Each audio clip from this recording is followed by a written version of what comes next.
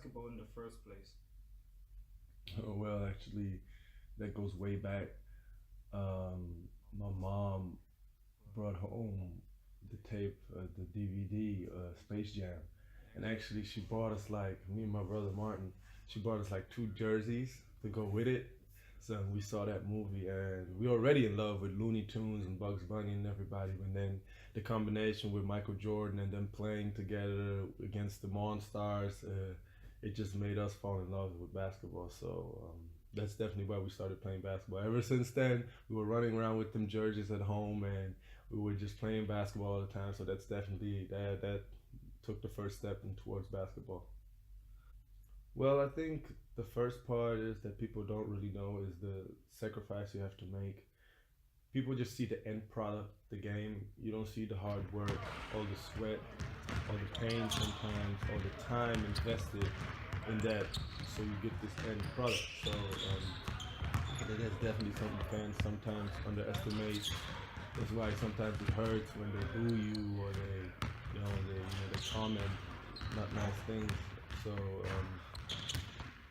it just hurts because they don't see the whole process. They don't see the process, how much it takes, how hard it is to get to the point where you are already, and how much work you have to put in to actually be successful in a good league like this. So I think that's definitely one of the disadvantages that I wish sometimes I could just show them on film or make them come to practice twice a day for 3 hours to see how much work is actually put in the game.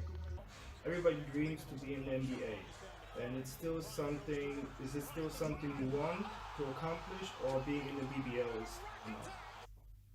Well, I always think if you do something that you love, you should try to be the best that you can be. And I always was a person that set really high goals. So definitely, yes, I want to play in the NBA. I believe if you don't have high goals and high expectations of yourself, you will not be successful. You have to strive for greatness. You have to try to be the best you can. So that's why my goals are very high. And there's a saying, you shoot for the galaxy and you end up with the stars. So that's basically what I'm trying to do.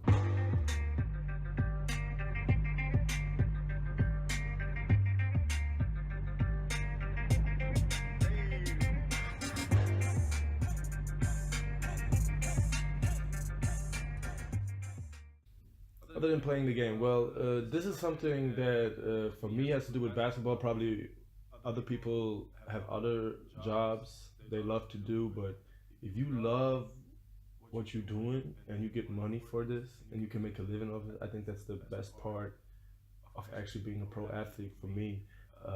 Because I go to work every day with a smile. I do something I love. So basically, I transformed my hobby into a real job. And I believe that it's a blessing to be able to do that. If you can go to your job and have a smile because you love doing it, and I don't care if it's basketball, soccer, football, or you're a management in the hotel, if that's what you love to do and you can get paid for it, I think you are a very blessed person because there are so many people on this earth that do things they don't really want to do or don't really love. And I'm sure that if you do something you don't like, you are never going to be as great as something you are interested in and love. I mean, yeah, the traveling part is just it's just a plus about basketball. You know, you see the world, you see the city you play in. If you play Champions League or Euro League, Euro Cup, you get to see the whole world. I mean, I've been to China, Korea. Oh my God, I've been to Lithuania, Russia. I've been all over the place just because of my basketball, and it's definitely fun seeing the world. Yeah, seeing other cultures.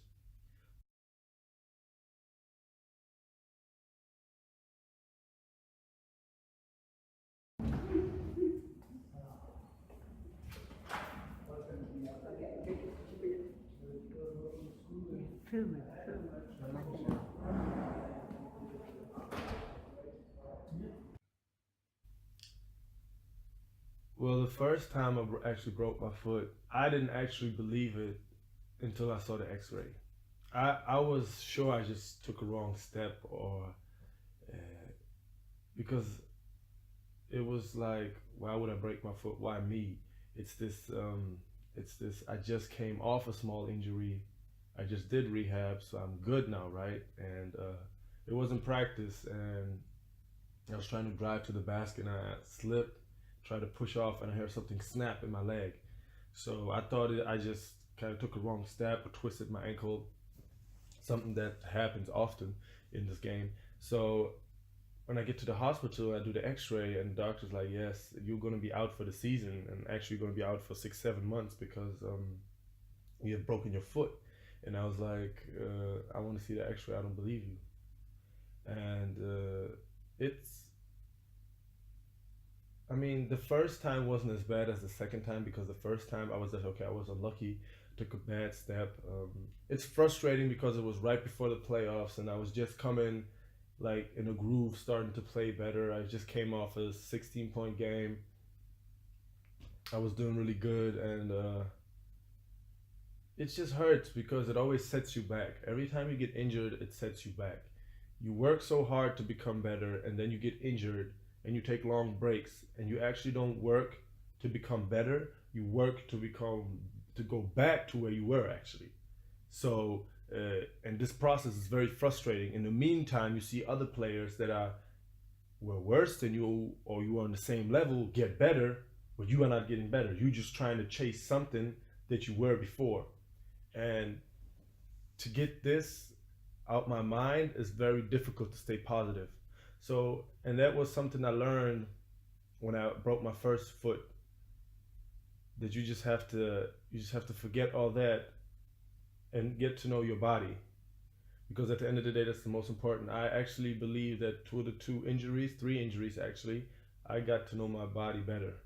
The second time I broke my foot, it was just I have to say honest, all hell broke loose for me because we were in a game and I've played like for 10 seconds and I steal the ball and I go in transition and I run, I try to take off, and I just hear like the same crack.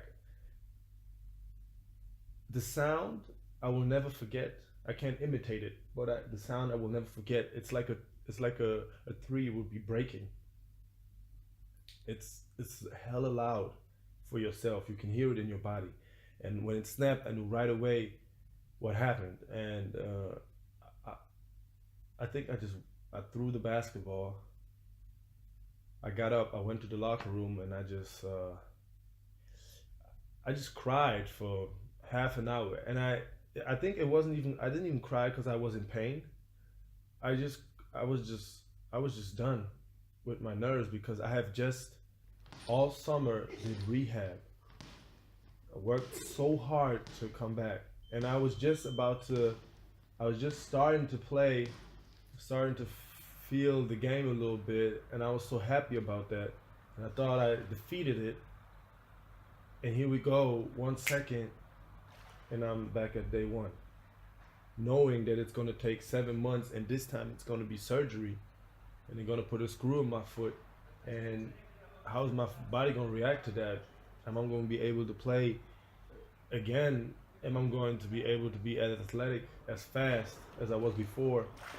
And I already knew the process, how much work I put in to become there. So now I knew it's gonna take even more because I'm gonna be out for even longer. And it was frustrating. I think I just cried for 30 minutes until I think Lars came and he's like, "Are you good?"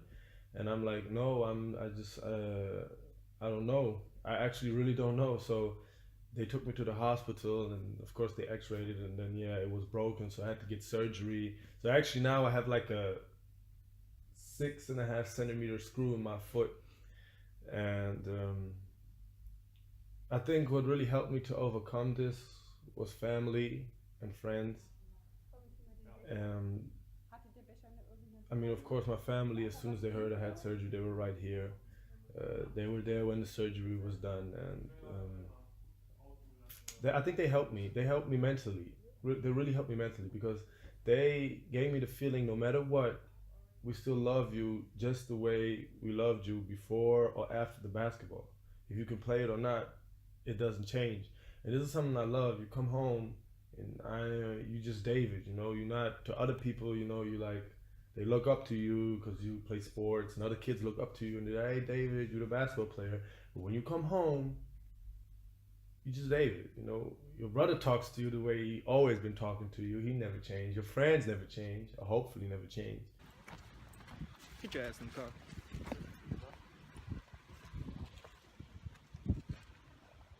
Oh, that's right. I got the key.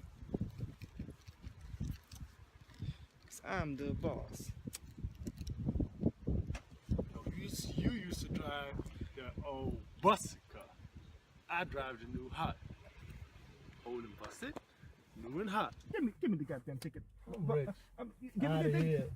Out of here. Out of here. You rich? You told me to Please. come to this place. You didn't tell Please, me. you rich with them cheap ass glasses? Boy, please. You got on the same glasses. What you mean? No, I don't. The hell you think you are, a daredevil? Bruh. You know, I'm always mom's son, David. You know, so that leaves the toothpaste open, you know, in the morning, and she get mad sometimes. So I think that just environment kind of made me forget the struggle and the hard work and to overcome it. And then it was just a hard 7.5 months fighting and ups and downs and pain to get back on the court.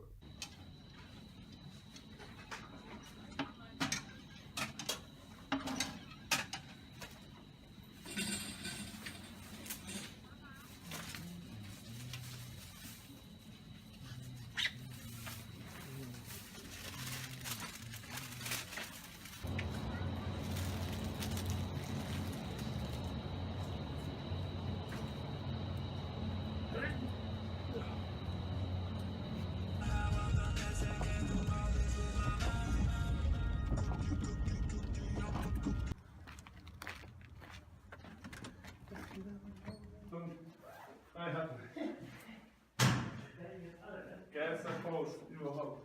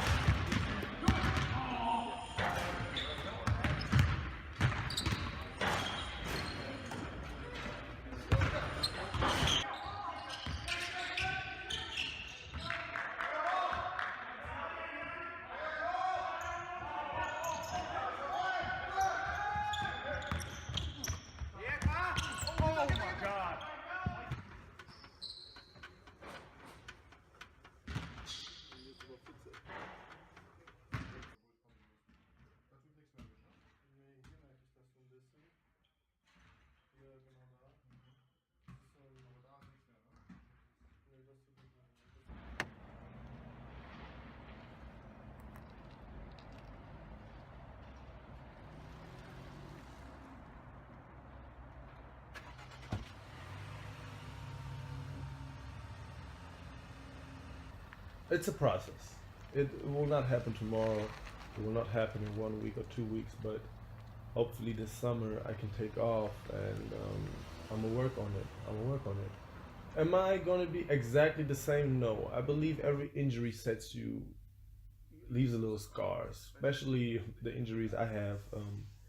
But then again, you have to develop your game. You have to change your game. Knowing if you can't jump 60 inches anymore, now you can only jump 40. That means those 20 inches you gotta recompensate with something else. Now you gotta work on your shot more. Now you gotta work on your dribbling more. Now you gotta work on your crossover more. Develop your game. Knowing that you can't be faster than people anymore, then you gotta be smarter than people. You gotta read situations better than other people. I think you just gotta develop your game. If you could go back to your younger self when you first started, what would you tell him or give him advice before all this craziness in the basketball world happened? I would definitely say one of the things I would say is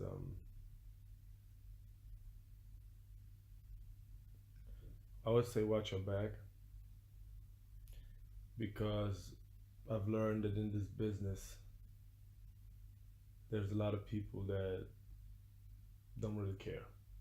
all they care about is they look at you as a as a as a machine, Dollar sign. as a piece that you could be replaced. If you work and you function, you're great. As soon as something happens, you get stabbed in the back. So that's something I would say, and I would definitely say stretch, boy, stretch. That's why I'm stiff now. I would definitely tell him, boy, you better stretch half an hour every day. Oh my God, I would tell. I'm gonna knock you out if you don't. Definitely stretch,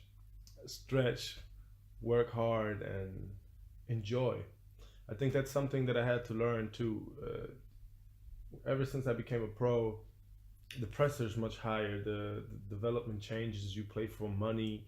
Money comes involved. There are people that want to see you win, or you have to win. It's not anymore. It's fun playing with your friends. It's a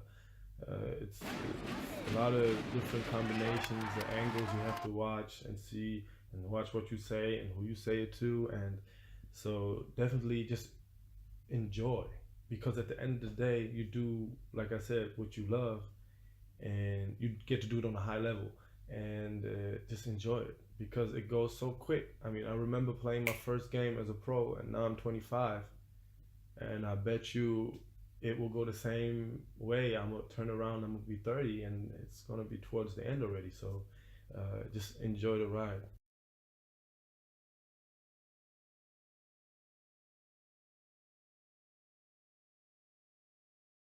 If you would be drafted by the NBA, by which team would you like to be picked? Well, I would have to say I'm a diehard Lakers fan, so I'm going with Los Angeles Lakers. No questions. Why Lakers?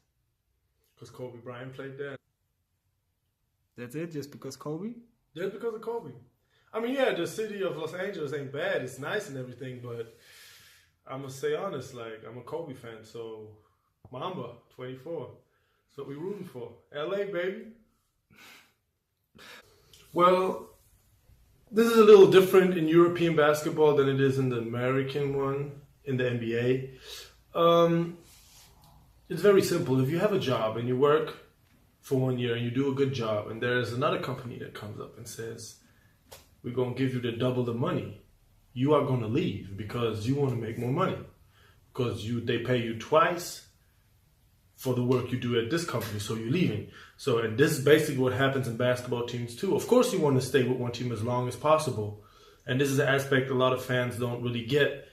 They get so attached to the players and the team, like, oh, we love, for example, I don't know, we love David Brembly as a player. And then when he leaves, they're like, oh, like he doesn't like the city, he doesn't like this club, that's why he left. No.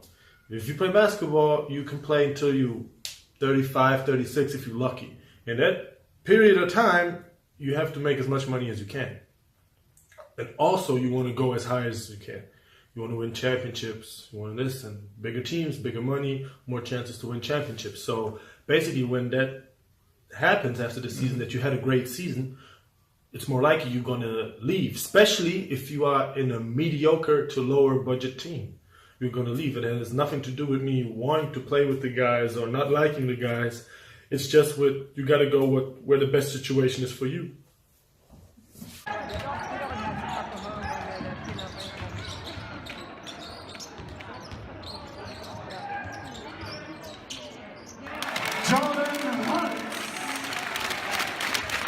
Were there ever any other things you would like to pursue except basketball?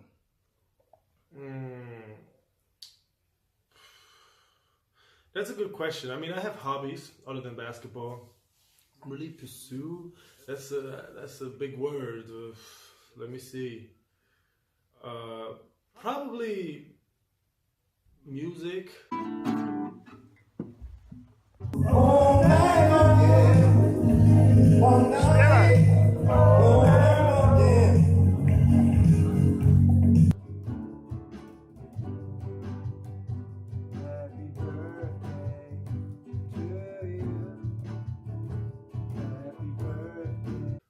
I guess my whole family does music. My mom dances. My brother plays bass and guitar. Tries to sing, but it's not really that good. Then that's why I guess music. My dad sings in the Golden Gate Quartet, so basically, I think music is always something that's been around my life that I like to do. I like to listen to music. Music motivates me before games, after games. So basically, music is a big part. So yeah, I would like to pursue that. I don't know if you mean would pursue, be a musician, be a singer, be I don't know, an artist. I don't know if that's really me, but because I was always so focused on basketball, but I can see myself doing something like that. Like you used to do with your friends? Bad Company? Yeah, actually, that's funny. Yeah, Bad Company. Yeah, for example, like that, I can see myself doing something like that. But I just love basketball more, so that's what I did.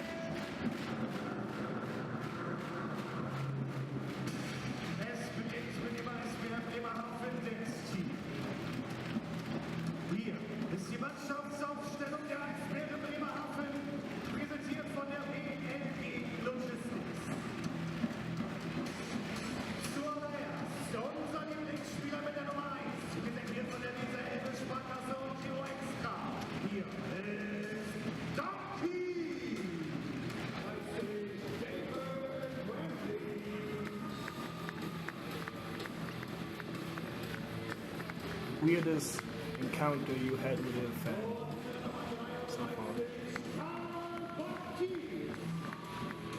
The really weirdest encounter I really had with a fan was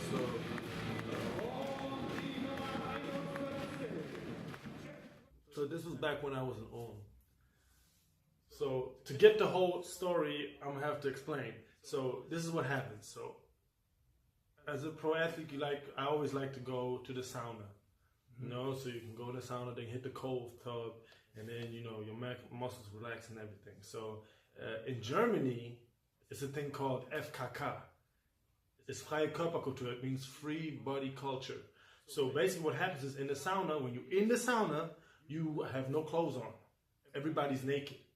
So and you put your towel in the sauna, and you lay on the towel, so there's no sweat on the wood whatsoever on the sauna. So everybody does this. This is normal in Germany. So you don't have really people staring on anything. It's just this is how it is. Yeah. So now in Ulm, it's just not really big city, and they only have basketball. So everybody knows you. Mm.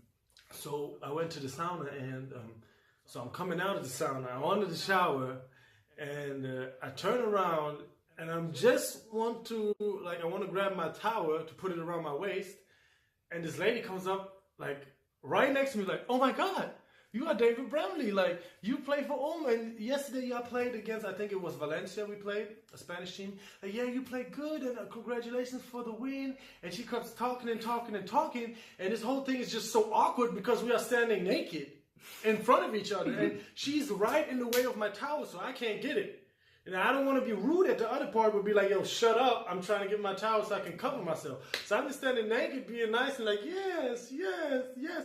And she just pretends like we're not naked. I don't know if she realized that I'm trying to get to my towel, but she just didn't care. She just keeps on talking and talking and talking and talking. I'm like, yo, all right now, can I get my towel? It's kind of weird. So I think that was the weirdest thing. She kept talking for 2-3 minutes, and then I was like, okay, I really need to hit the sauna again. So she's like, okay.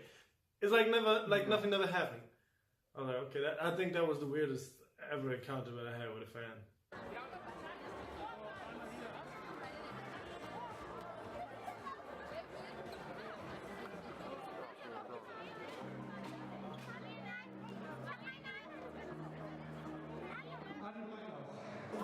Yeah, this happened to me in Bremerhaven. They're like, oh yeah, aren't you the hockey player? Hockey? Hockey, bro, what? They're like, Did you ever see a 6'5", 4" hockey player? It's very seldom, right? No, it's very rare. So no, we did not. Yeah, that happened to me before. Yeah, I had a guy tell to me what he asked me like, "You look like." I don't know who he said. He said one player. I look like him. I said, "Boy, we're gonna get out of my face." He's like, "No." Yeah, that happens before. People get confused because I think they see the height, they see the shape of the body, the way you dress. They're like, okay, he must be an athlete. So, and they want to say something so bad, even though they don't know where exactly you play or what you do. So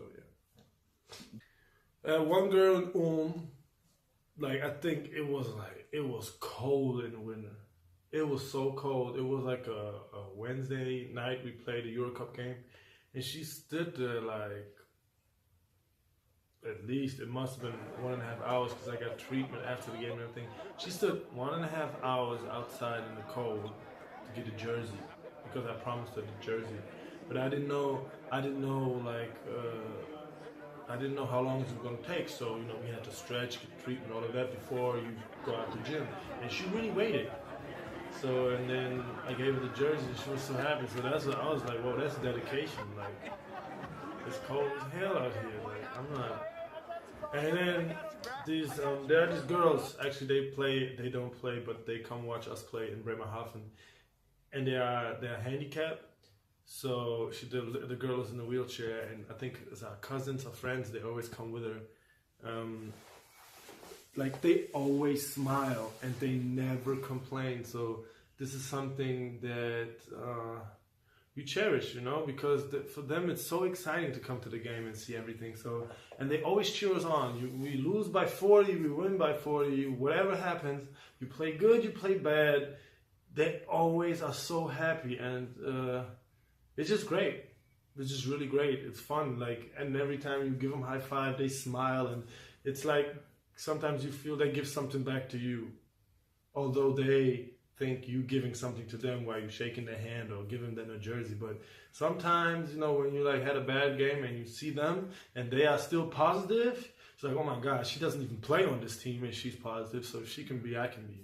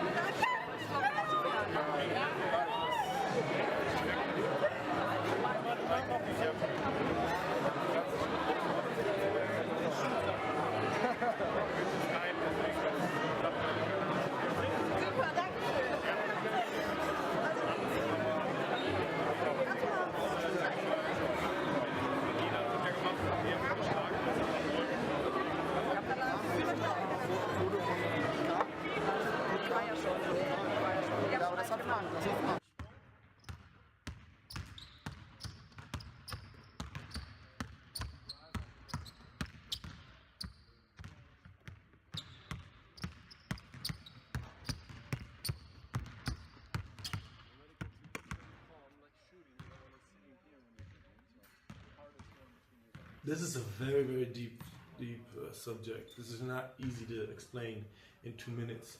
But what happens is a lot of players, and I think a lot of coaches, don't get the aspect that when a player is 12, 13, 14 years growing up, a lot of times there's pressure, and this pressure grows because, I don't know, maybe your parents, they're like, you have to make it, or you come from a very poor home, so I gotta make this is my only chance, or you have pressure from your friends, from whatever, and then sometimes when you have a coach that also puts pressure on you, there are a lot of kids that break or are mentally done. They don't want to do this anymore because it's not fun. And I think this is something that is very sad because at the beginning, especially at the beginning, you play basketball because it's fun. I started playing basketball because it's fun, not because you can make a lot of money with it or because there's an NBA or whatever. I played basketball because all my friends that lived next to me played basketball. That's why I wanted to go there, because that's where everybody went in the afternoon. So, and I mean, of course, the older you get, the more serious the whole thing gets. because you practice and you work out and you get better, you win games, and people say you can play here, you can do the national team, you can do this.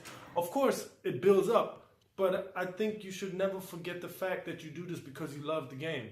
And a lot of people, a lot of coaches, and with these young kids I see, they over drill them, they over push them, not everybody has a stable mental condition for himself or for outside of his environment at home or with his friends that you could do this.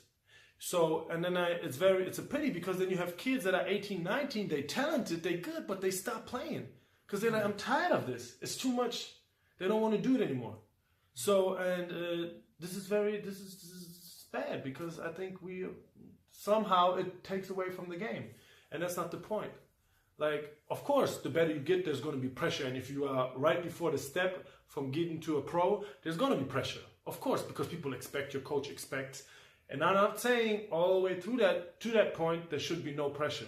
Of course, you have to drill the kid. You got to show him discipline. You got to show him how it's done, how to work, what to not do, how to sacrifice, how to play in the team. Everything good. But you can't deny the fact or ignore the fact that these kids are here not because in first point when they're 12, they're like, oh, I'm going to play, I'm going to get this car. No, they play because they like this game. It's fun for them. And you shouldn't forget that. So that's why I always tell coaches, I actually believe it's harder to coach kids than it is to coach professional players. I think because when you are a junior coach, you have to be coach and dad.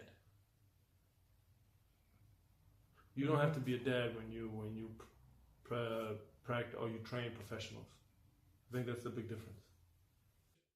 What are some of your favorite, for example, players or teams? Yeah, I played for. Yeah. I think I have a lot of positive memories from Bayreuth. That season was so much fun.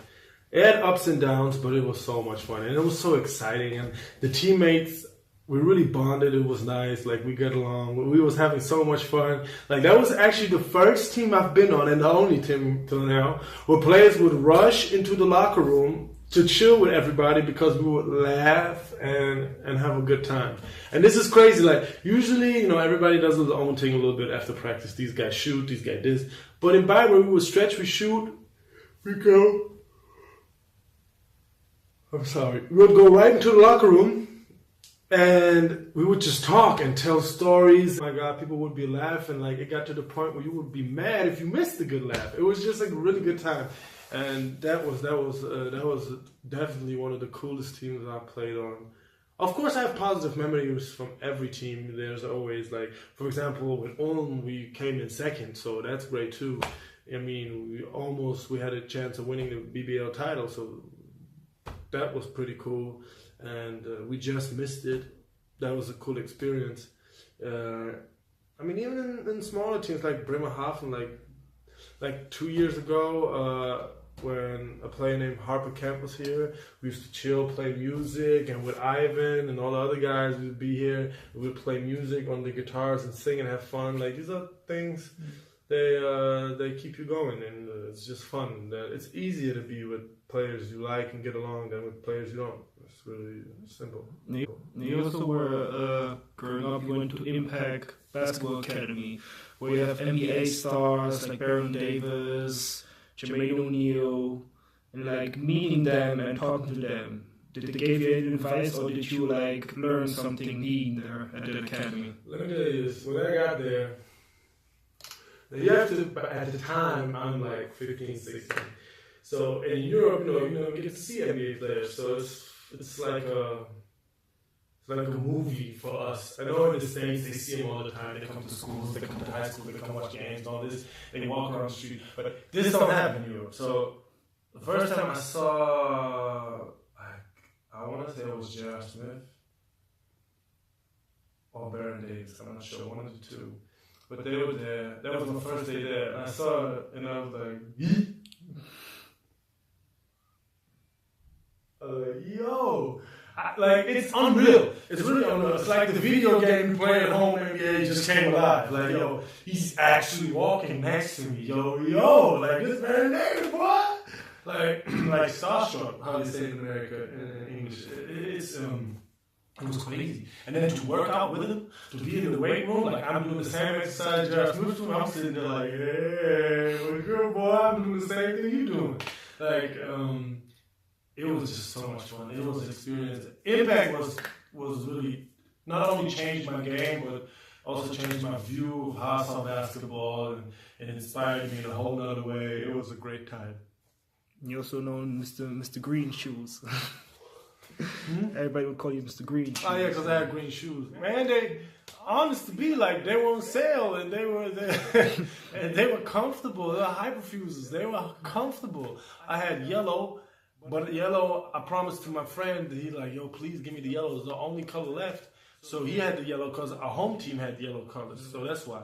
So then the black ones, I had black ones, and I had green ones. But the games, I would always play with the green ones because I liked that mismatch, because we had like white jerseys with a little bit of blue. I just liked it, just, you know, to just make it something completely different. When you look at my shoes, like, yo, what's wrong with him? How many think of pair of shoes you got from the States and brought back to Poland? Oh man, my whole suitcase was full of shoes. I had like 9 pairs.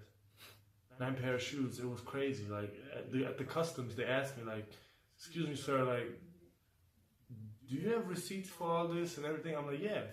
It's like, "Why do you buy 9 pair of shoes and bring them back? You have a store or something?" I'm like, "No, I play basketball."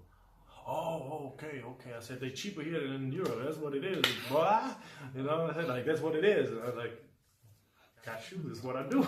You know, and they got colors in the States that they don't make in Europe. So, I mean, especially then. So that's why, yeah, 9 pair of shoes.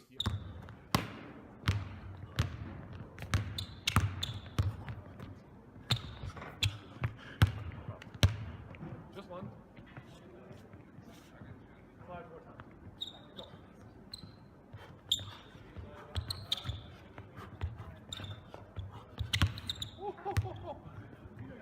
Hackney switching shit.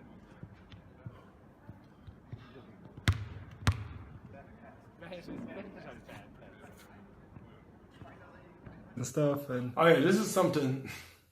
Now look, like, I know when they play in the league, it's serious. But when they play pickup, they always play pickup at 12. So that's when we had lunch. So we would look, because as a high school player, you're not allowed, or as a college player, to play with the NBA guys pickup. So when they play pickup, they really play. Like, they don't, for them, they go at it.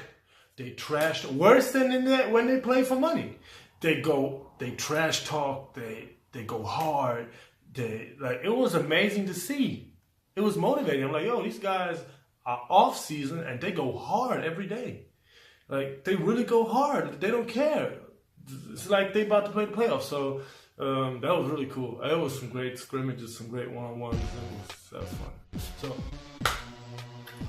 first of all, I want to shout out to my brother Martin, for my baby brother Martin, for doing this. I hope it's going to be great. I hope I didn't mess it up. So I did my best.